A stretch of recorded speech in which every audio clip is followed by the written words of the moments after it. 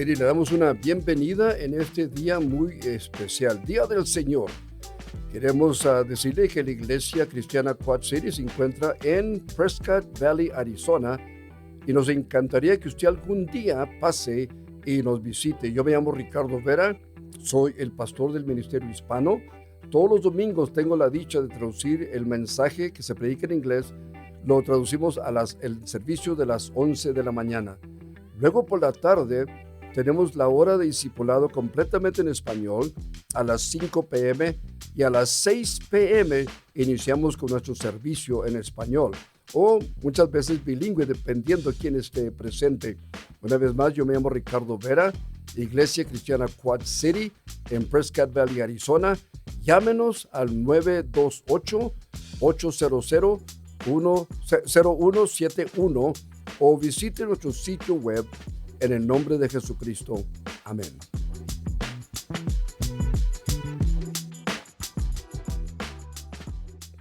Estamos muy contentos que está aquí. Yo me llamo Ricardo y estoy traduciendo el mensaje del pastor Jason. Si eres nuevo aquí, contentos que estás con nosotros.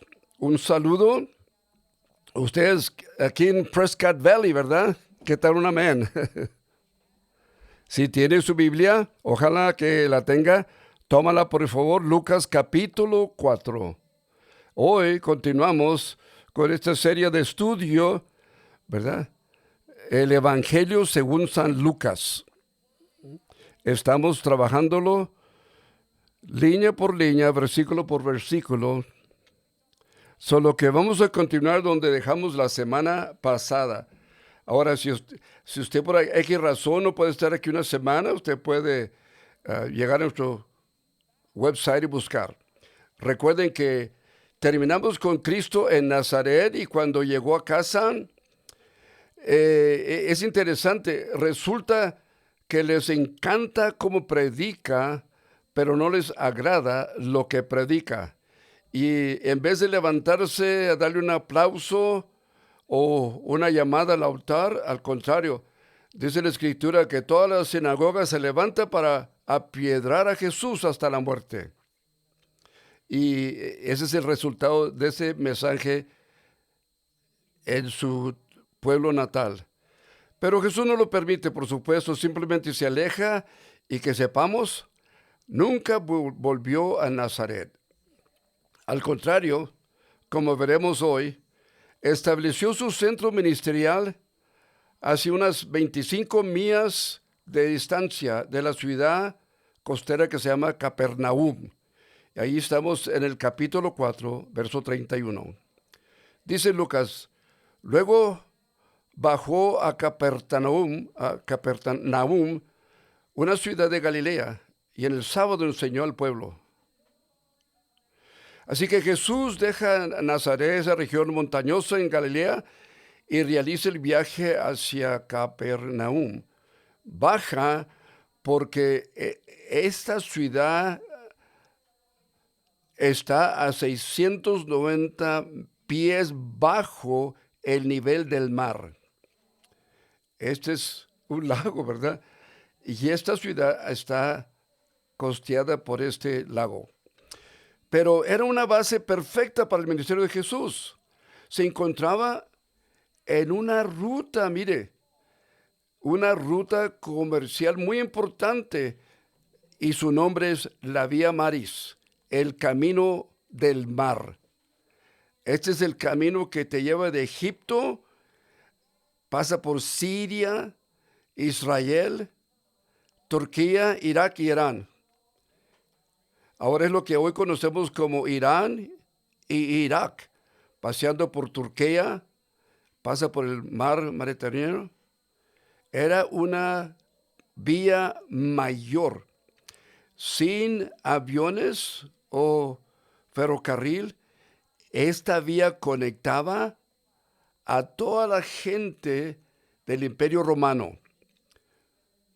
Esto significa que el ministerio y los milagros de Jesús, por supuesto, se extenderían rápidamente desde esta ciudad, por lo tanto. Ahora, la diferencia a Las Vegas, lo que pasa en esta ciudad no se quedaría allí. Capernaum era accesible, influyente y diversa. Verso 31, luego bajó a Capernaum, una ciudad de Galilea, y estaba enseñando en el templo. Así que encontramos a Jesús cumpliendo el patrón que ya estableció. Y aquí tienes una promoción muy importante, pero mire, si tú puedes visitar, mira, si a ti te toca algún día visitar, puedes llegar a la ciudad de Capernaum y hay un lugar donde está una plataforma de cemento y tú puedes poner tus pies allí donde esta sinagoga o sinagogas similares fueron establecidas, edificadas. Cristo entra a esa sinagoga.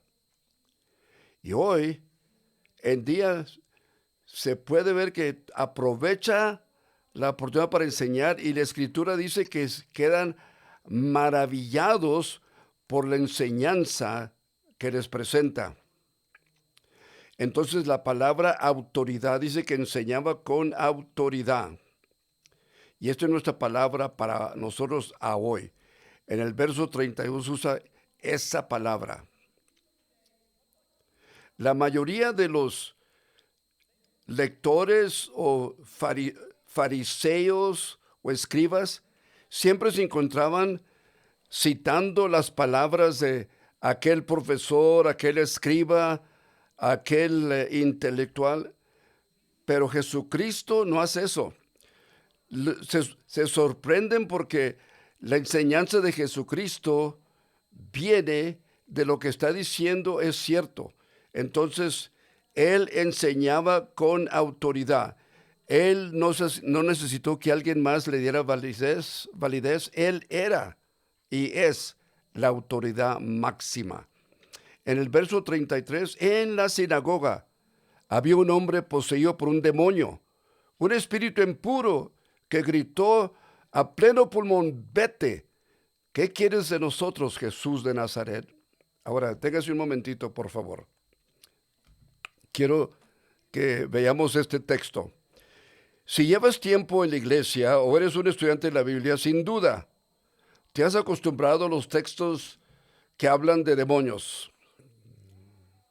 Quizás tú has visto en la Biblia varias ocasiones cuando se hace mención de demonio o demonios. Entonces, mi suposición es, si eres como la mayoría, simplemente lo lees y le das quizás algo de importancia, pero sigues adelante. Y nos acostumbramos tanto que muchas veces lo pasamos, ¿verdad? Por alto. Así que aquí quiero que vea conmigo que vamos a tener encuentros con encuentros diabólicos como estos. Solo que antes de ver este texto, quiero tomar unos momentos para darle algunos contextos bíblicos para cómo nosotros debemos tratar con lo diabólico. Quiero con la pregunta más básica: ¿qué son demonios o de dónde salieron? Los demonios son reales que existen, marcados por maldad, creados por Dios, ¿verdad? ¿De dónde vinieron? Buena pregunta. Colosenses 1:16 nos contesta esa pregunta. Porque en Él o en Cristo se crearon todas las cosas. ¿Sí escuchó? ¿Qué significa todas? Cosas en el cielo y en la tierra, visibles y invisibles, sean tronos, poderes, gobernantes o autoridades, todas las cosas han sido creadas por Él y para Él. Así que, ¿de dónde vinieron? Como todas las cosas que fueron creadas, todo lo visible e invisible, en el cielo y en la tierra, todo fue creado por Dios en Cristo. Ahora, pero no fueron criados por Dios como demonios. En un día, fueron ángeles del Dios viviente. Y las Escrituras nos dicen que en algún momento antes de que comience la historia humana, se produjo una rebelión en el cielo, con aquel que conocemos como Satanás o el diablo, liderando esa rebelión. Él también era un ángel creado por Dios, y al que se le otorgó un alto rango en el reino celestial y se llenó de orgullo muy probable. Buscaba ocupar el lugar de Dios. Quería ser el receptor de la adoración, y según Apocalipsis, engañó una tercera parte de los otros seres angélicos y se unieron con él. Estos ángeles cayeron, como dice la Escritura, y ahora espíritus malignos y espíritus impuros llegaron a ser. Lo que significa, los demonios son seres criados y no son los espíritus de los seres humanos, por favor, malvados, atrapados en algún ser humano ahí estancado intermediamente, como creen algunas culturas. También significa que Satanás y los demonios son rebeldes, pero no rivales, no se igualan a Dios, al Dios mismo. No están en el mismo nivel de Dios. Dios es Dios y no tiene quien se puede igualar a Él. Satanás y los demonios son seres personales. Ahora, en otras palabras, estos demonios no son omniscientes, no son omnipresentes, quiere decir, no son omnipotentes, no son todopoderosos. Estos atributos pertenecen únicamente a Dios. Los demonios tienen sus limitaciones. Están limitados en todos los sentidos en los que además de la creación de Dios. Y creemos que estas entidades malignas existen hoy en día. Vivimos en una época en que el mal está conteniendo, está trabajando, pero mientras que ha sido constituido, no se ha eliminado. Algún día, todo mal será juzgado, condenado y destruido, de una vez por todos, pero por ahora, Dios en su sabiduría aún considera oportuno permitirlos en el mundo para sus propios fines redentores. Ahora, también creemos que existe un número finito de demonios.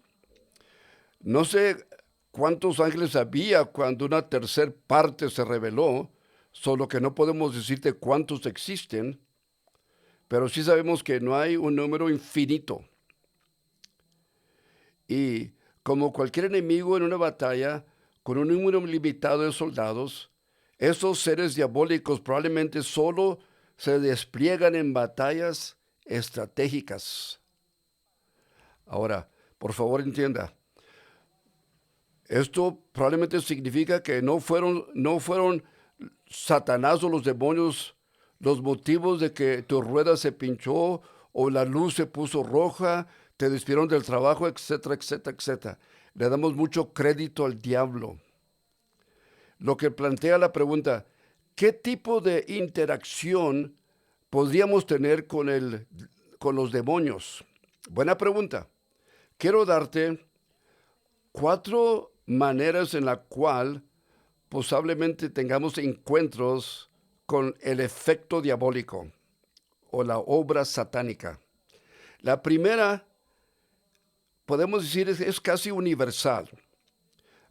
Son 4 niveles de la influencia diabólica. La primera es la tentación. La tentación es un encuentro externo, lo que significa que el diablo no está trabajando dentro de ti, está trabajando externamente en ti. Entienda eso.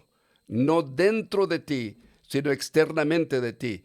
No toda tentación viene directamente de un demonio.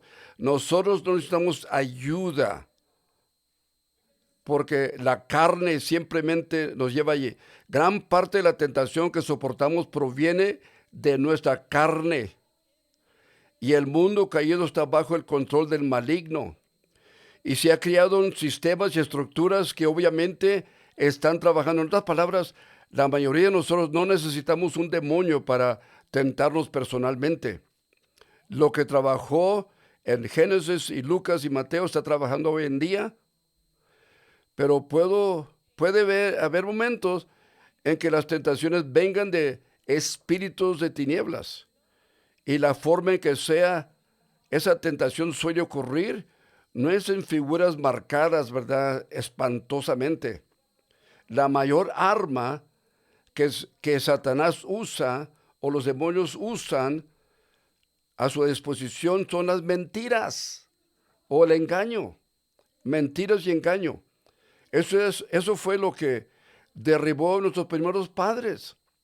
Las mentiras y el engaño. Cuando Adán y Eva tienen ese encuentro, ¿acaso no le dijo, de verdad Dios dijo que no puedes comer del árbol?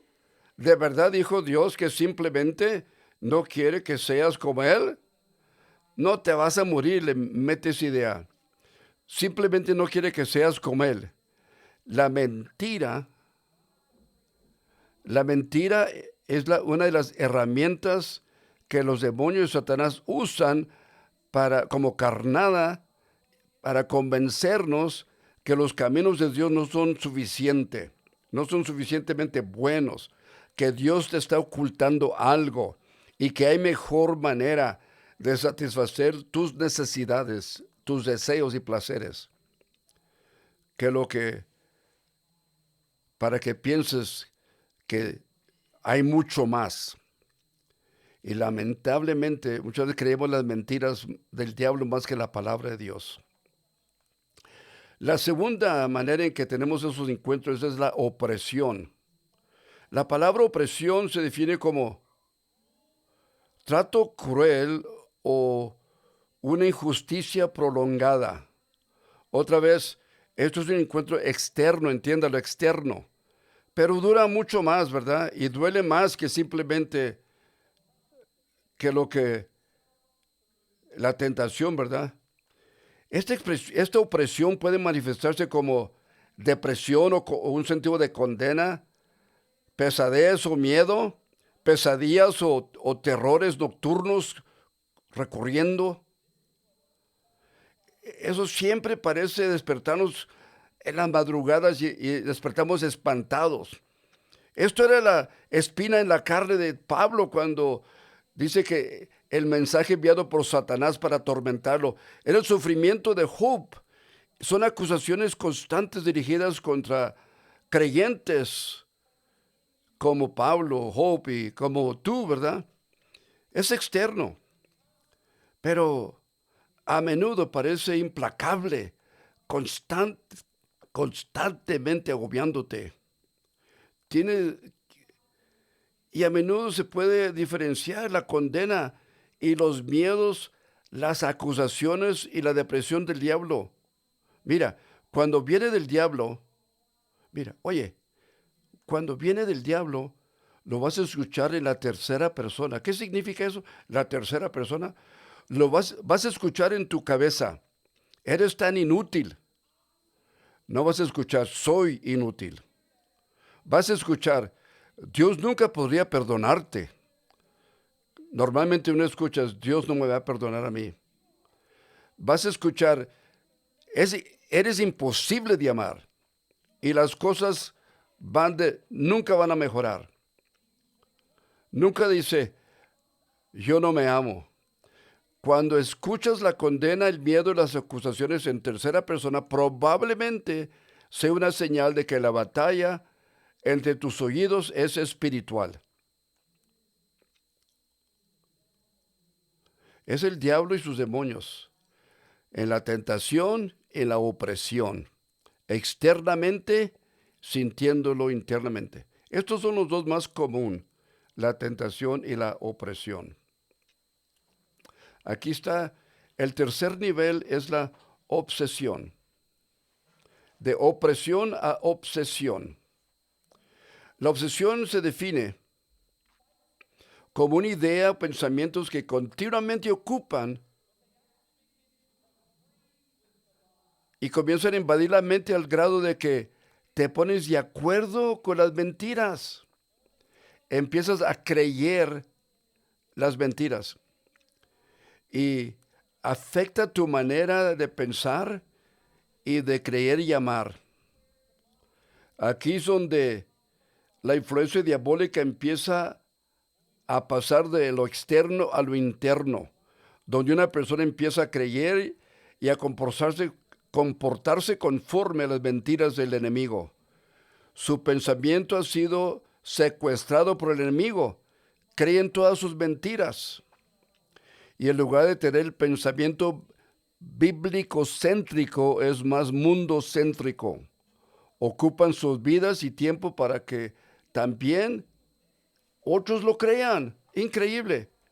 Ahora, en 2 Timoteo 25-26 dice, así que humildemente deben corregir a los que se oponen con la esperanza de que Dios les conceda el arrepentimiento para conocer la verdad, de modo que se despiertan y escapen de la trampa en que el diablo los tiene cautivos, sumisos a su voluntad.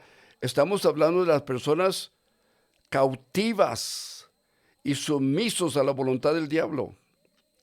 El diablo los tiene cautivos y se encuentran sumisos a la voluntad, pero es porque no tienen conocimiento de la verdad.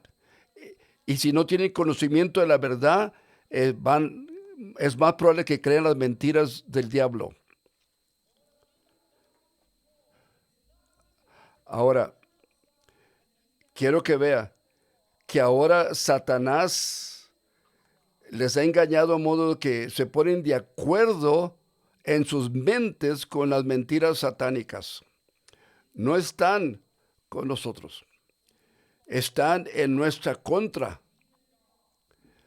No tienen conocimiento de la verdad. Estos son los que siguen una religión que niega que Jesucristo es el único Salvador, la segunda persona de la Trinidad. En 1 Timoteo 4, cuando creen las verdades enseñadas por demonios, son los mismos que se alinean con enseñanzas diabólicas. Mira, no solamente llegan a creerlo, pero ahora se comprometen a convencer a otras personas.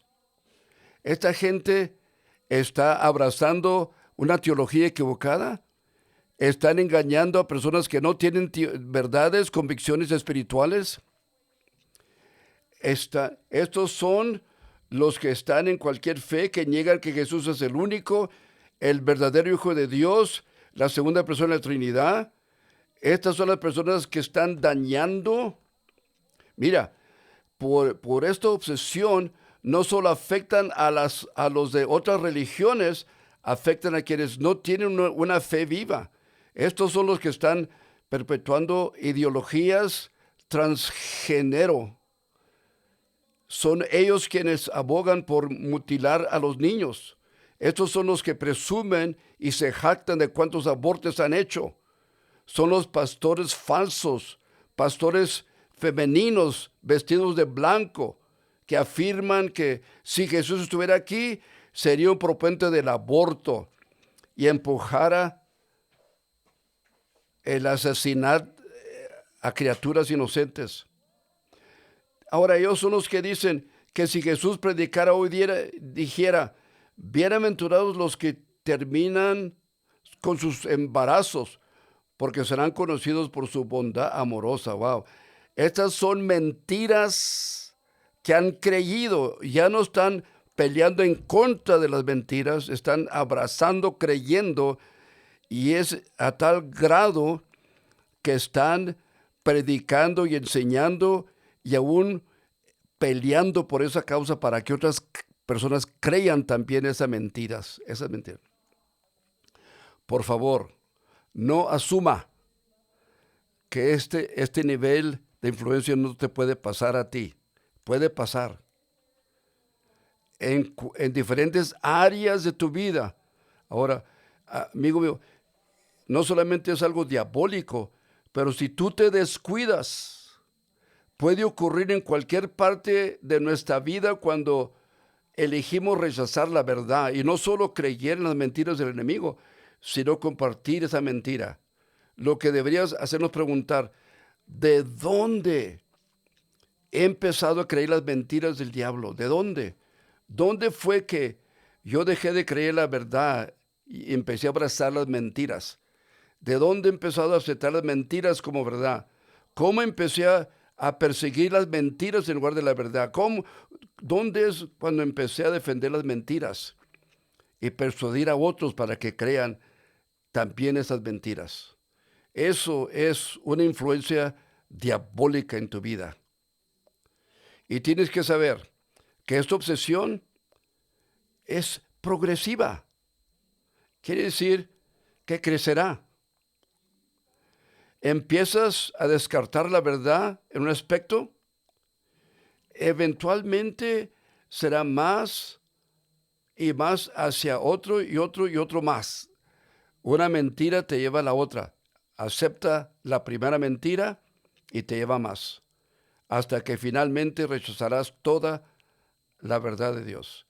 Mientras que se aceptan, eso lleva a la esclavitud.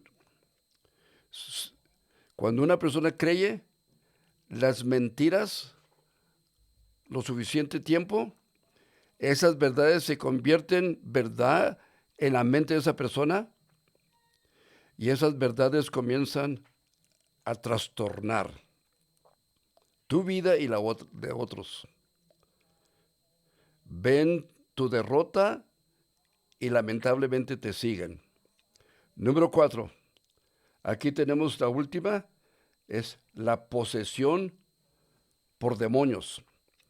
Esto es obviamente el nivel de influencia más internalizado, donde un demonio ejerce poder sobre alguien fuera de la voluntad de la persona. Puede ser esporádico, lo que significa que el control diabólico va y viene, o puede ser control total. Estas son las historias que escuchas, en las que un demonio toma el control del hablar o del movimiento corporal de una persona, cuando el demonio anula la voluntad de la persona a la que ha endemoniado, a menudo incluso causando daño o muerte final. La pregunta es, ¿puede un creyente lleno del Espíritu Santo estar poseído por un demonio? ¿Puede un creyente lleno del Espíritu ser poseído? La respuesta es no. Si te has entregado al control del Espíritu Santo, no quedará al mismo tiempo bajo el control último de un espíritu impío. Pero por favor, no os engañemos. Hay muchos que se llaman ser creyentes cuando no están convertidos. Se llaman cristianos, pero no se han sometido al señorío de Cristo. No se han convertido y no tienen la llenura del Espíritu, solo que no debe sorprendernos que hay personas que se llaman ser creyentes o cristianos, pero no lo son y no lo viven. Y estas son las personas que caen bajo esa posesión diabólica. Tú y yo no tenemos por qué temer eso si somos creyentes llenos del Espíritu. Ahora lo sé. En la sinagoga, verso 33-34, había un hombre que estaba poseído por un espíritu maligno que gritó con todas sus fuerzas, ¿por qué nos entrometes? Jesús dijo, Jesús de Nazaret, ¿has venido a destruirnos? Todo el mundo está maravillado con la enseñanza de Jesús, están entregados en lo que están escuchando, y de repente una voz como un grito que penetra y gritan. Algunas Biblias dicen, otras dicen, dejadnos en paz. Vete, dice. Se dice que se grita a pleno pulmón. Este demonio, imagínese, Jesús te está enseñando y este demonio reconoce. Y este demonio reconoce que Jesús puede decirle lo que Cristo quiere que haga. Por eso pregunta, ¿has venido a destruirnos? Este es un hombre poseído por demonio. Él sabe, está en la sinagoga. ¿Sí escuchó eso? Está en la casa de Dios, con el pueblo de Dios. Fíjate, fíjate dónde está, en la sinagoga, con el pueblo de Dios y aún así lleno de un demonio, poseído. Y el demonio grita, grita a pulmón abierto, sé quién eres, el Santo de Dios. Aquí tenemos algo que debes entender. Los demonios saben quién Jesús es, no hay duda. No solo que es el hijo de José, el carpintero de Nazaret, saben quién es realmente. Él es el Santo de Israel, el Santo de Dios. La semana pasada estuvimos en Nazaret y no sabían quién era Jesús y tampoco reconocieron su autoridad. Este demonio hizo ambas cosas. Él sabe quién es Jesús, reconoce su autoridad, eres el Santo de Dios. Esa es la primera confesión pública de quién es Jesús en el libro de Lucas. Y viene de un demonio increíble. Y el demonio tiene razón. Y no solo los demonios siempre le conocen, también siempre reconocen su autoridad sobre ellos. Antes de que Jesús diga una palabra, este demonio teme que Jesús viene a destruirlos. Porque sabe que Jesús puede hacer eso con solo una palabra. No se trata de dos boxeadores en el ring golpeándose uno al otro y la decisión llega al final. No, este es el creador yendo contra lo creado. Y así como el creador hizo a la creación, con una palabra, también el creador puede destruir a lo creado con una palabra. Pregunta el demonio, ¿has venido a destruirnos? En última instancia, la respuesta a esa pregunta es sí. Primera de Juan 3:8, la razón por la que apareció el Hijo de Dios fue para destruir la obra del diablo. Ese es el objetivo final. Y empieza hoy en la recuperación de la vida de ese hombre. Empieza hoy en rescatar a este hombre, como sigue rescatando a mucha gente. Verso 35, cállate. Le respondió Jesús, sal de ese hombre. Entonces el demonio derribó al hombre en medio de la gente y salió sin hacerle ningún daño. Con una sola orden, el hombre es liberado. ¿Recuerdas cuando declaró que él era quien liberaría a los oprimidos? Lo vimos en las palabras de Isaías. ¿Te acuerdas tú de eso? En este evangelio se dice, lo demuestra aquí mismo. En este momento, mira, siendo el doctor que es, Lucas el médico dice que mientras que toda la gente estaba maravillada y el hombre no resultó herido nada. Todos se asombran y se dijeron unos a los otros, ¿qué palabras son estas? Con autoridad y poder da órdenes a espíritus impuros y salen. Y la noticia sobre él se difunde por toda la zona. Es curioso que no hace tanto estaba Jesús en el desierto y el diablo le ofrecía autoridad sobre todos los reinos del mundo. Jesús lo rechazó. Jesús lo rechazó, no porque no quería esa autoridad, sino porque ya la tenía. Ya tenía esa autoridad absoluta. No solamente sobre los reinos de este mundo, pero Jesús incluso tiene autoridad sobre los espíritus diabólicos de los reinos en el mundo invisible. Ahora yo sé que hemos hablado bastante sobre demonios, Y por eso puede parecer que los demonios son el punto, pero no lo son. No para mí y no para Lucas. La- la- lo que Lucas está tratando que veamos es que mientras que algunos dudan el poder de Jesús, los demonios nunca dudan la autoridad y el poder de Jesús, nunca. La gente quizás duden en Nazaret, pero nadie duda en el infierno. El punto es, entre más grande y espantoso que se vean los demonios para nosotros, son los demonios que tiemblan en la presencia y ruegan a Jesús porque reconocen quién Jesús es. Solo que no salimos hoy en día de aquí con la mirada fija en Jesús. Quiero que salgamos de aquí celebrando el poder y la autoridad de Cristo Jesús, nuestro Salvador. Diga amén.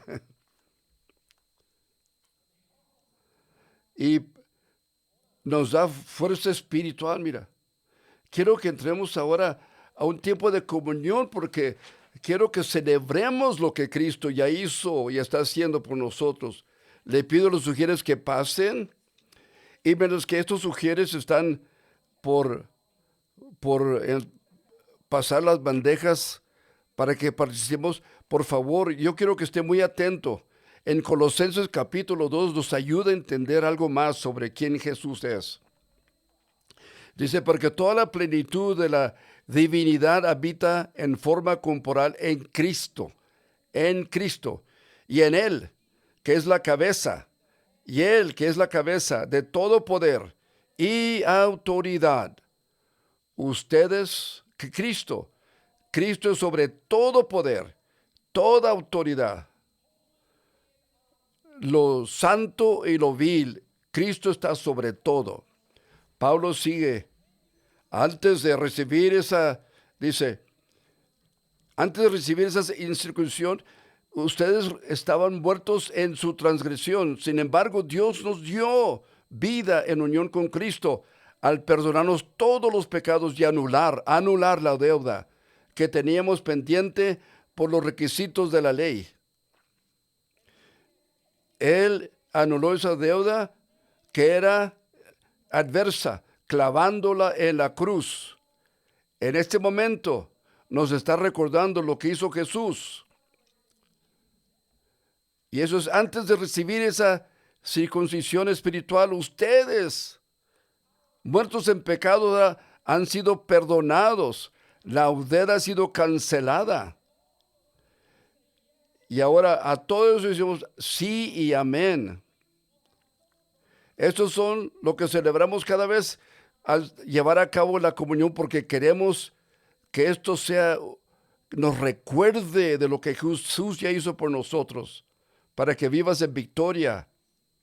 Quiero que vea, en 2 Corintios nos da una cosa más, en Colosenses 2:15, perdón, desarmó a los poderes y a las autoridades y por medio de Cristo los humilló en público al exhibirlos en su desfile triunfal. ¡Qué tremendo! No solo perdonó nuestros pecados, venció a nuestro enemigo, perdonó, canceló, anuló, pero también venció a nuestro enemigo. Desarmó a todos los poderes, a todas las autoridades de maldad. Lo que vimos en el texto, en esa sinagoga en Capernaum, al ver que este demonio se somete a Jesús, es solamente una pequeña vista de la realidad por venir, porque en la cruz Jesucristo iba a desarmar a todos los poderes y a todas las autoridades y los iba a exhibir públicamente en su desfile triunfal. Por eso, iglesia, no tenemos por qué temer. No tenemos nada que temer. porque el que está en nosotros mayor es que el que está en el mundo. No se lo olvide. Él está en nosotros y estamos en Él y somos más que vencedores. Cuando entregó su vida y la resucitó al tercer día. Solo que mi amigo, al compartir este pan y este jugo, dele gracias por el perdón, dele gracias porque ha cancelado esa deuda, dele gracias que ya Él desarmó a los poderes y a las autoridades de maldad. Permíteme orar y luego usted participe. Dios, eres maravilloso. Estamos agradecidos que no tenemos por qué temer de poderes visibles o invisibles, porque te tenemos como Salvador que entregó su vida para rescatarnos del temor, de los enemigos que nos rodean. En vista de lo que has hecho, tu muerte, sepultura y resurrección, humildemente recibimos este pan y este jugo, recordándonos una vez más que eres digno de toda nuestra alabanza, toda la honra y toda la gloria, porque tú tienes máxima autoridad y nos sometemos a ti. En el nombre de Jesús. Amén.